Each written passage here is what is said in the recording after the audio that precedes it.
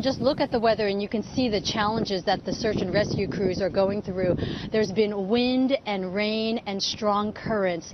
So the families are very anxious. They're desperate for information about what has happened to their loved ones. We have just learned that the ferry company's president has been hospitalized after collapsing from shock and stress today. And also the ferry captain spoke out publicly apologizing, saying, "I am so sorry. I am at a loss for words."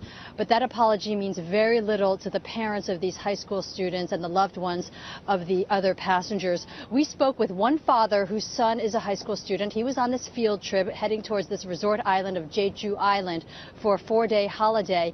And this father says much more needs to be done in this search and rescue effort. The civilian team went out there, but the tides made it too dangerous, so they came back. Then the government rescuer says it's too dangerous for them too.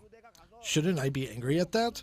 If the government cares for our people, please rescue our families and our children. And the president of South Korea says she cares, and she just met with the family, saying she promises to put more resources into the search and rescue operation. Now, the big question is, how exactly did this happen? How could this ferry in very good weather suddenly sink? We do know that the survivors from the ferry and other passengers had said that they heard a loud thump, a big bump, and then that's when the ferry started lilting.